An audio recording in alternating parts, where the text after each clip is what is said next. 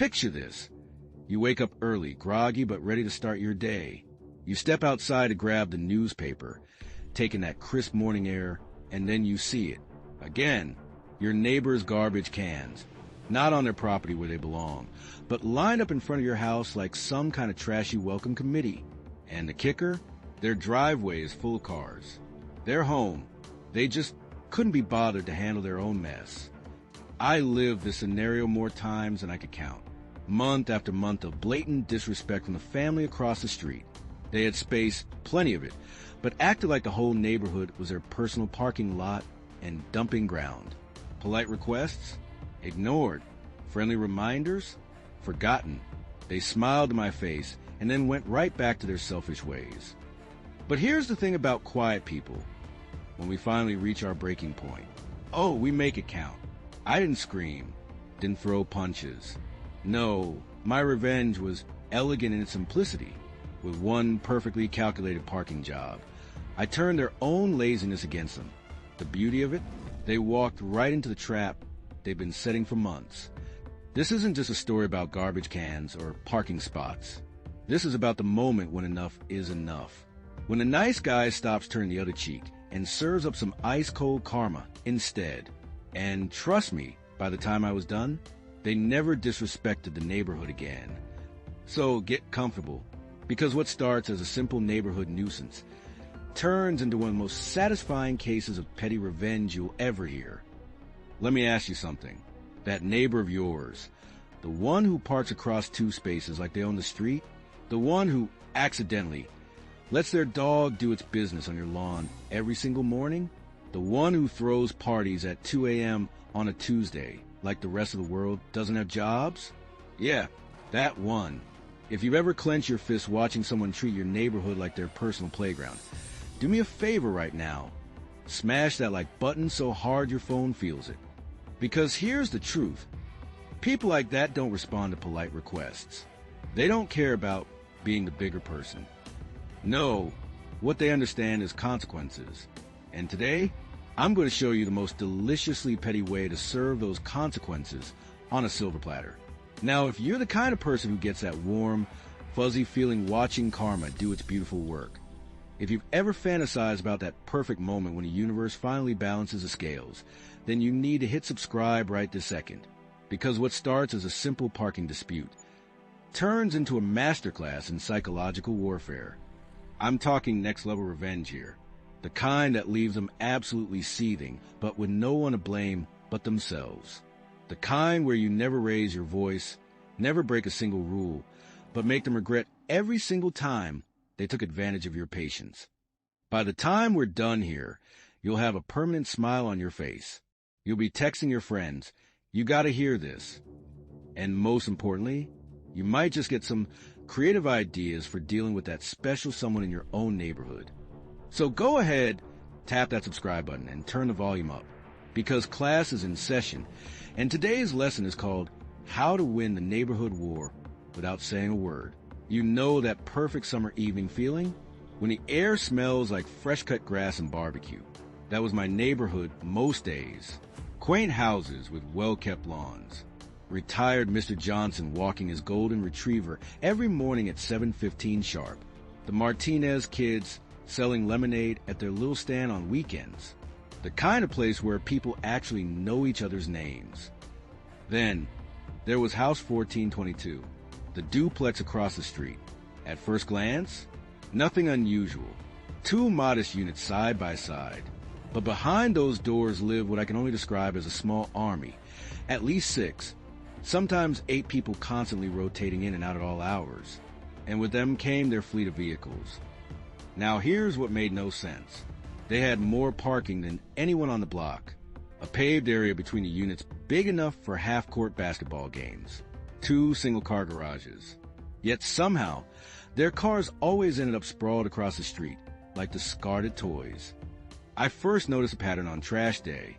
Their SUV parked haphazardly near the corner, making the garbage truck have to awkwardly maneuver around it. Then came the work van that would take up a space and a half.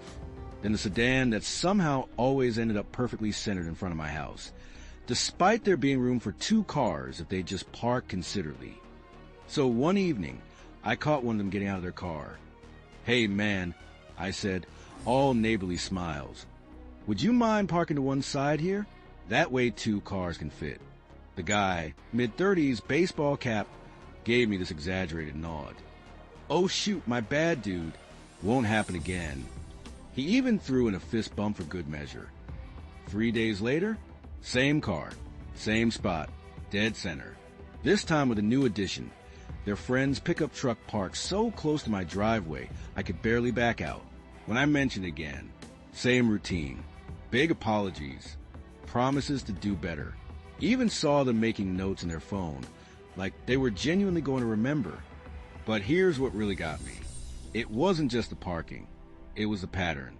The way they'd smile to your face, but never change. How they'd use up every inch of street space while their massive driveway sat half empty. The late-night arrivals with headlights blazing through bedroom windows. The endless stream of visitors who treated our street like a mall parking lot. After the 5th time finding a car perfectly centered in front of my house, despite our conversation, despite their promises, something clicked. This wasn't forgetfulness. This wasn't accidental.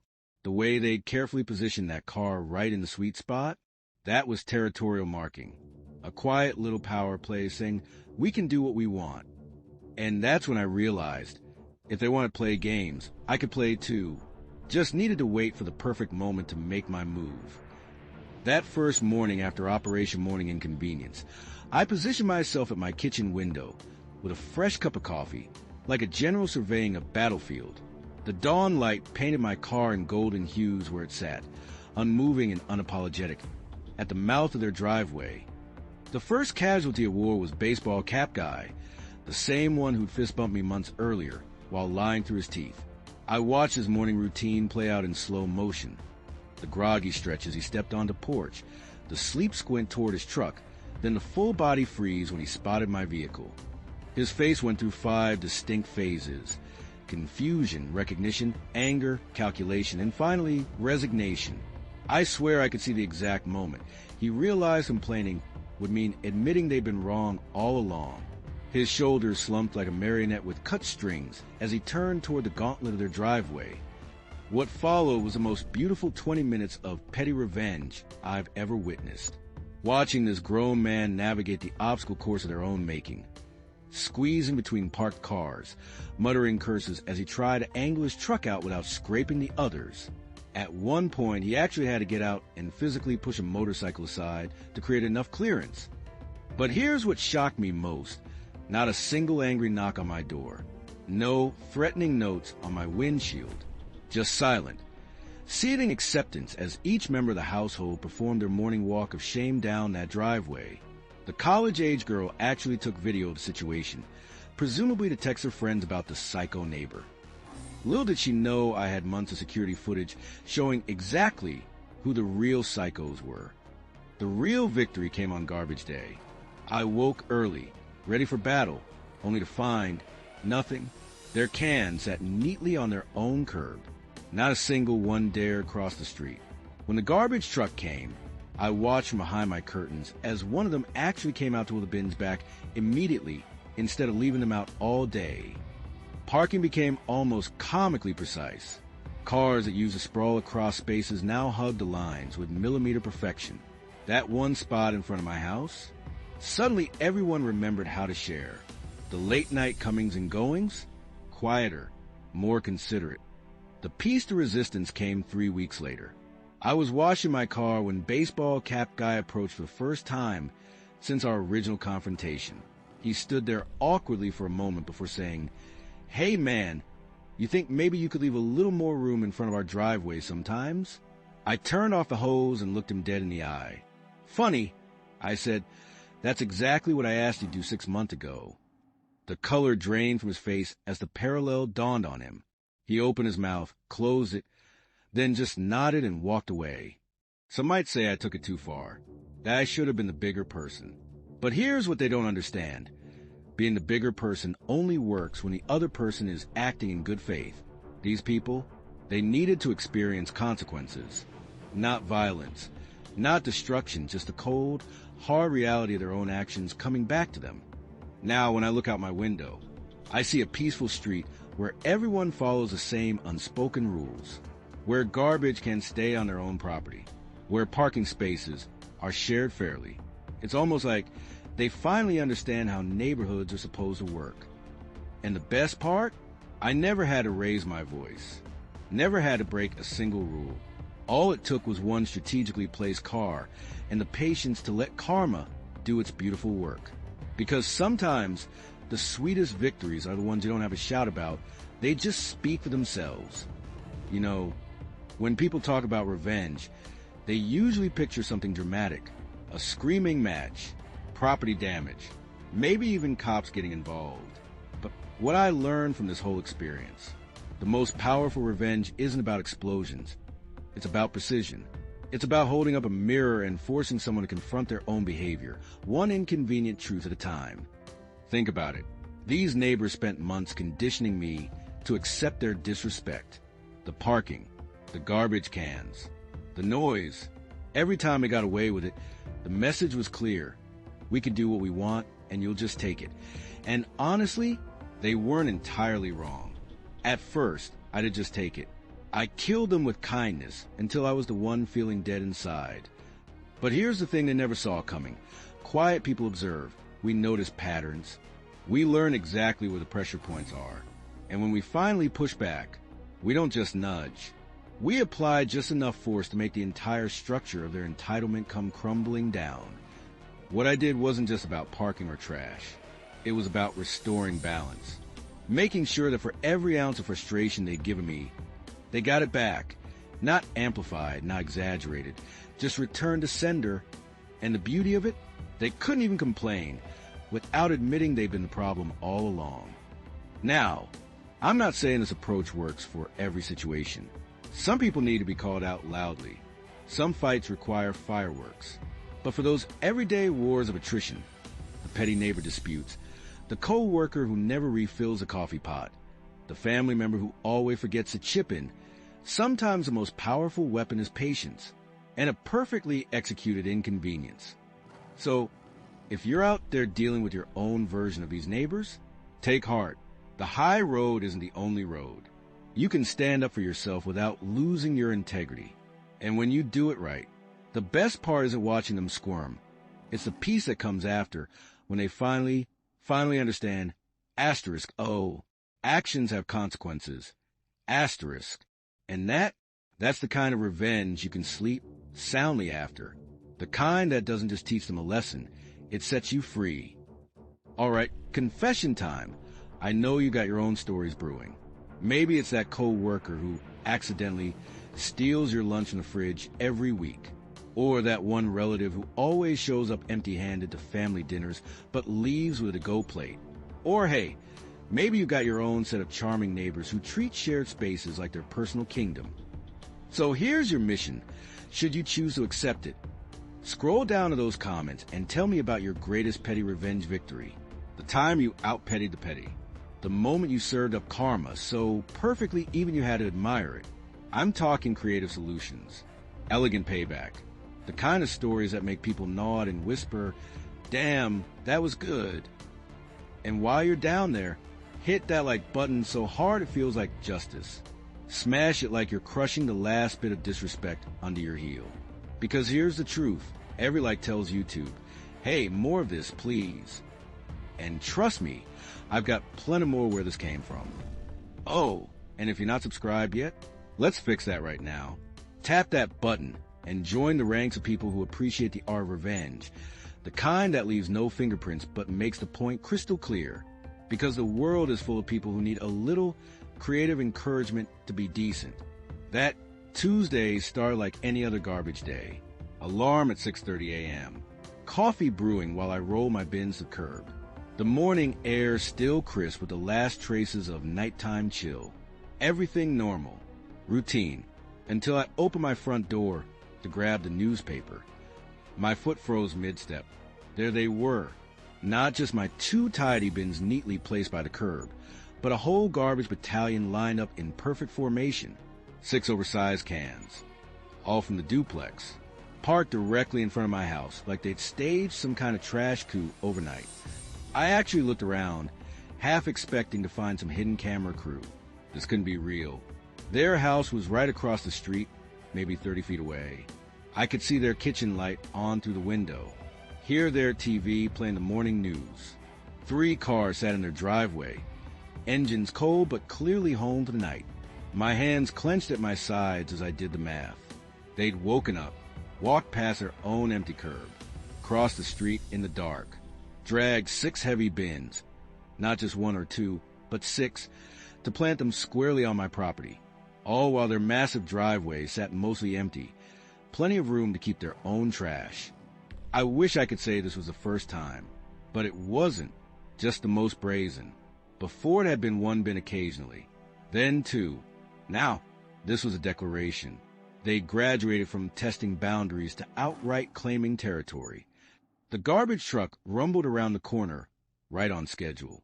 I stood there like some trash sentinel, watching as mechanical arms lifted each bin, mine and theirs, dumping the contents with perfect impartiality. Part of me wondered if they'd skip some because of the unusual cluster. But no, every single one got emptied. Then came the real kicker. Hours passed. The sun climbed higher. I left for work and returned at lunch to check. Their bin still stood at attention on my curb. At 5 p.m. when I came home for good, still there, now with added bonus. Someone had actually come home during the day and parked a 4th car in their driveway without bothering to move the bins. That's when I felt it, that cold clarity that comes when you finally had enough. Not anger, not frustration, just absolute crystalline certainty that the time for a polite request was over. They'd made their choice. And choices have consequences. One by one, I marched those bins back across the street, not to their proper spots by their house. Oh no, I lined them up in the exact center of their precious driveway, right where they'd have to move them before pulling out any cars in the morning. But that was just phase 1, because as I stood there looking at their house, at their cars, at the years of accumulated disrespect, I realized something beautiful. They'd just shown me their weakness, their laziness, and I was going to use it against them in the most perfectly petty way imaginable. That night, I lay awake staring at my ceiling, the perfect plan crystallizing in my mind. They want to play games with parking? Fine, I'd give them a masterclass. But this wouldn't be some emotional outburst. No, this revenge needed to be cold, calculated, and completely within the rules. At 3:17 a.m., I finally got out of bed and pulled on a hoodie. The neighborhood was dead silent as I crept downstairs, the hardwood floors creaking under my careful steps. Through the window, I could see their house, dark except for a single flickering TV glow in an upstairs window. My car started with a quiet purr, no dramatic revving, nothing to wake the block. I backed out of my driveway with surgical precision, the headlights off as I glided across the street. Their 5-car driveway stretched before me like a runway, completely empty at the front. Now, here's where most people would just block them in haphazardly, but not me. I positioned my car with exacting care, close enough to their first parking spot to make movement impossible, but leaving exactly 6 inches of clearance from their property line. Not technically on their land, not technically illegal, just inconvenient. As I walked back to my house in the pre-dawn darkness, I allowed myself one small, satisfied smile. The trap was set. The beauty of it, however they reacted, would expose their true colors. If they came knocking angrily, proof they knew exactly how frustrating their behavior had been. If they called the cops, even better. I was parked completely legally on the street. The morning sun revealed my masterpiece in all its glory. My modest sedan sitting pretty at the mouth of their driveway, while all 5 of their vehicles sat trapped behind it like toys in a box. Through my kitchen window, I sipped coffee and watched the first domino fall. Baseball cap guy emerged first, work boots scuffing the pavement as he headed for his truck. He got 3 steps before freezing. I saw his shoulders tense, saw his head tilt in confusion. Then the slow realization as his gaze traced from my car to their entire trap fleet. He actually circled my car twice like a confused dog, checked the license plate, peered through the windows. Then the moment I'd been waiting for, the defeated slump of his shoulders as he realized there was only one solution. He'd have to come ask me to move it. But here's the delicious part. He didn't. Instead, I watched through the blinds as he trudged all the way down their ridiculously long driveway, squeezed between two parked cars, and somehow managed to back one out through a space that barely existed. The whole process took him 27 minutes. I timed it. One by one, the rest of the household followed suit. The young woman in Unit B actually screamed into her hands when she saw the situation. The older guy from Unit A tried to push my car at first, which was hilarious since I left it in gear with the parking brake on. Their morning routine, normally a well-oiled machine, had become a logistical nightmare. And here's the kicker. I left my car there all day. And the next day, and the day after that, not constantly, I'd move it for work, then return it to its central position each evening. Just enough to keep them guessing, to make them dread every morning. After 3 days, I came out to find something beautiful. All 6 of their garbage cans neatly placed on their own property. Their cars parked entirely in their driveway for the first time in living memory. And when one of them accidentally parked slightly over the line in front of my house that weekend, I came outside to find baseball cap guy already moving it before I could say a word. Total investment? $0. 0 property damage. 0 raised voices. Just one perfectly placed car and all the patience in the world. Because sometimes the best revenge isn't fireworks. It's making someone taste their own medicine one bitter spoonful at a time.